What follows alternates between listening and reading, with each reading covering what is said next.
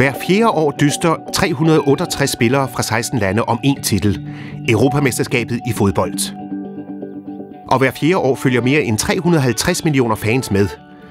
Det er derfor, fodbold er så stort. Og derfor lancerer Sharp nu FanLabs, en europæisk undersøgelse af fodboldfans.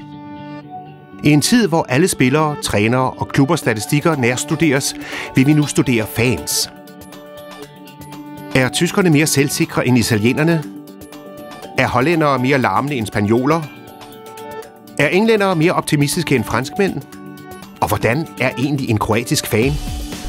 I perioden op til EM 2012 vil vi studere de enkelte fangrupper for at lave en undersøgelse, som giver en helt ny indsigt. For at komme i gang, skal man svare på nogle online-tests, som afgør, hvilken type fan man er. Find ud af, hvilken type fan du er. Er du en ægte fan, slutrunde-fan eller en anden af de 16 fantyper? Herefter kan du sammenligne dig med andre fans. Fans fra dit eget land, fans fra resten af Europa. Vi samler information under hele EM-slutrunden. Hvem køber de fleste trøjer? Hvem der skriver hvad på Twitter?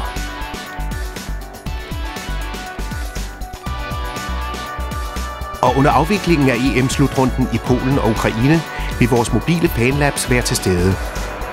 Under hver kamp vil vi med biometrisk udstyr måle fans reaktioner via deres hjerneaktivitet, hjerteslag og lydniveau.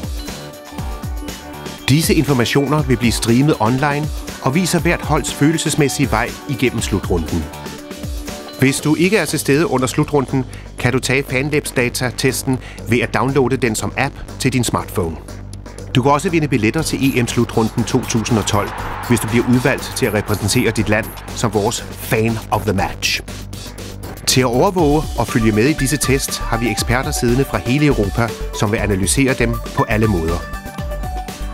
Eksperterne vil løbende offentliggøre rapporter, deltage i debatter, følge vores sindstilstand og måske vigtigere konkurrenternes.